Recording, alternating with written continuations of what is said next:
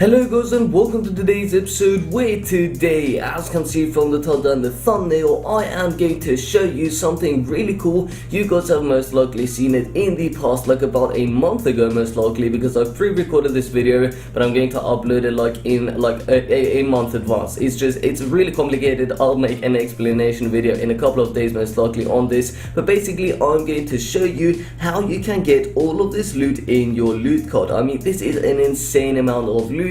And trust me when I say this is not going to be anything that you are going to gain advantage of. So if you guys are thinking you're going to get advantage of this, well then you are mostly mistaken. You are like mistaken by far. So basically what I'm trying to say is you are going to lose a ton of loot. It looks as if you're going to be getting a lot of loot, but you're going to be losing a lot of loot. So this is just for, like, I don't know, if you post Clash of Clans over on Instagram or just share it with your friends, you can take a short screenshot of this in your personal base with your name tag on it, and it's just gonna be really cool. You can tell your friends you got like an insane amount of loot in your loot card. It's pretty cool. So basically what you do is you want to go inactive for about a week or so. So basically you're not even allowed to log into your account. You're not allowed to do anything. You have to never even click on Clash of Clans. So in the home screen of your iPhone/Android phone, you are not allowed to even click on the app. If you click on the app, then that is going to ruin everything. You have to stay offline for about a week or so, or not even a week, not even that long. I think about 5 days and you should be good to go,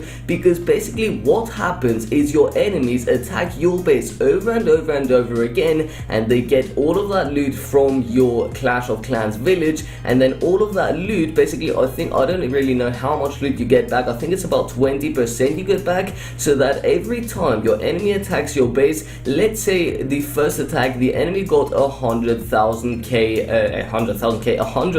gold from your base, then you would get 20,000 back added into your loot card. So you would have 20,000 gold in your loot card from the first attack. So then in the second attack, let's say the enemy gets the exact same amount of gold, that is going to be 100k. Then you get 20% back, but because you already had 20,000 in your loot card, you're going to get another 20,000, which is going to be a total of 40,000. So that's how it goes, and it just keeps going. It keeps going until you have like a lot of loot in your loot card, until you log onto your Clash of Clans account again. So let's go into my defense log and just show you a couple of things. So right here, for example, this guy almost got 100,000, so I got about like 18,000 gold back from this attack. If it is 20% you get back in your loot card, I'm not exactly sure. Right here, almost 200,000, so that's almost 40,000 added to my loot card. The exact same goes for this attack and this attack. And basically what you want to make sure of is that your storages are full before you start going inactive,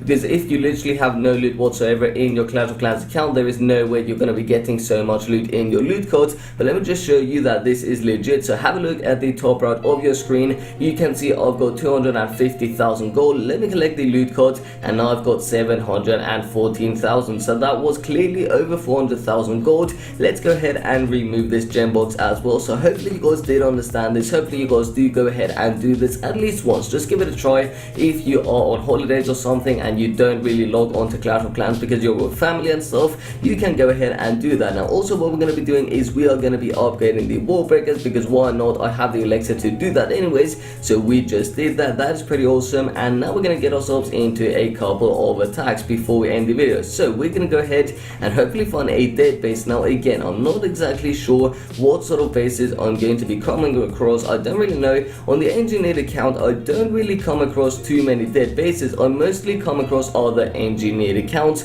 which is really weird. I think someone let me know down below in the comment section about like a few weeks ago how this actually works, but I can't exactly remember. We're going to take on this base, by the way, and yeah, we're just going to spam in all of our bobs and archers. But basically I think they said something amongst the lines of if you're like a Town Hall 9 and you're an engineered base yourself, because your war rate is a little lower, I think you get matched up against opponents which have the exact same war rate as you, and that is why I get matched up against so many engineered bases. Because if you guys have been subscribed to my channel for a long time now, you will know that every single time I log onto my engineer that base account, you will know that I basically just come across a ton of engineered bases for some reason, and I just wasn't quite sure why that was, but I believe this makes sense. If you're an engineered base yourself, because Supercell tries to match you up with other bases which are the exact same as yours, you will obviously get matched up against an engineered base. If you're maxed out at Town Hall 11, you're gonna get matched up against a maxed out Town Hall 11. So you're not gonna get matched up against like a Town Hall 7 or Town Hall 8. That's just impossible. So it just sort of makes sense. I sort of understand what this guy was telling me, and I believe it was Lewis the Pen, I'm not exactly sure, but yeah, anyways, we're gonna keep on dropping these units. I just want to take out these barracks real quick. Come on, let's drop in a couple of goblins for fun, and there go the 2 barracks. Okay, there we go, perfect. 100% 3-star, not really all that difficult to be honest. Only thing in the base were a couple of Teslas and like a cannon or so.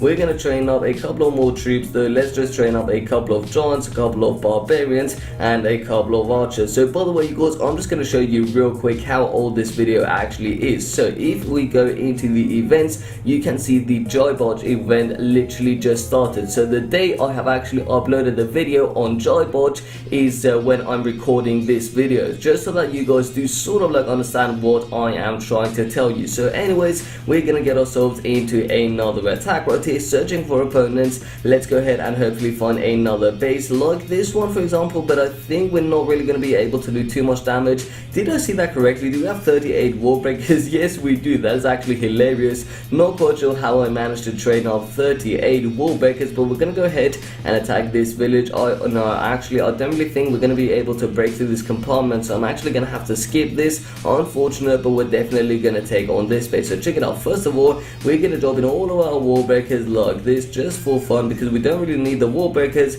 and just want to destroy every single one of these level 1 walls, because why not? So now that we've dropped in all of my wall breakers, we have managed to break through like a ton of compartments. Where are these wall breakers going? I don't really know. I think they want to cross the base and go over here, but they weren't really able to do that. So we're going to drop in a couple of what is this, a couple of giants, a couple of barbarians, and then actually let's drop in a couple of goblins. So then I'm going to drop in the rest of my troops on the outside of the base, because there is where the most of the loot is at. A couple of archers, and hopefully this is going to be enough to take out the rest of the loot. So let's also drop in the rest of my barbarians, archers, and also the goblins, and we're going to drop in that heal spot in a couple of moments, that first heal spot right here, and then I would drop in another heal spot on the barbs and archers, but the barb king literally one-shots them, so there is no point in doing so. But the goblins for example, they do have enough health to withstand like an archer tower or something like that. Where are these goblins going? Are we going to get the 3-star? Are we actually going to be able to get the 3-star? That would be pretty cool. Let's drop that heal spot over here. The barb king is one-shotting our goblins,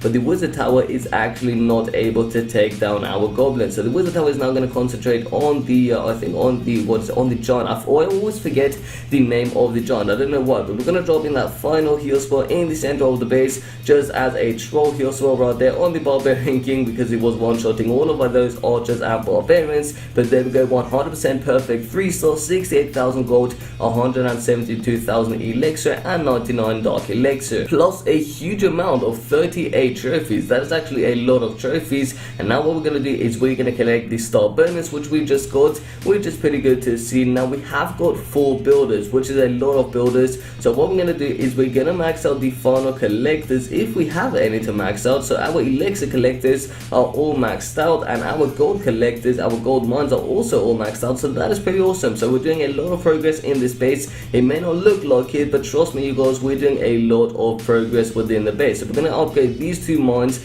and the collectors, and then we're also going to upgrade the storages. But which ones? I actually want to max out some storages, so I'm going to concentrate on my gold storages first. So let's upgrade those and let's max them out. So there go the gold storages up to the max level. I think it's max level. No, so the gold storage can go up to level 10, up to level 12, sorry, and this one is just going to go up to level 10. So we still do have a couple of levels on that. We're also going to have to upgrade our clan castle at some point, because it honestly doesn't, it honestly isn't able to hold too many troops in it, but that's absolutely fine. So that being said, I think I'd like to end the video video. So if you guys did enjoy this video, then please be sure to give it a big thumbs up. Also, let me know down below in the comment section if you would like to see more of this Engineer That Base series. If you would like to see it, then I will definitely obviously be sure to upload more of this content more consistently. So if you haven't already but you do enjoy my content, then please be sure to subscribe to my channel for daily videos. And with all that being said, you guys, my name is of course Asascha, and I'll see you next time. Peace out.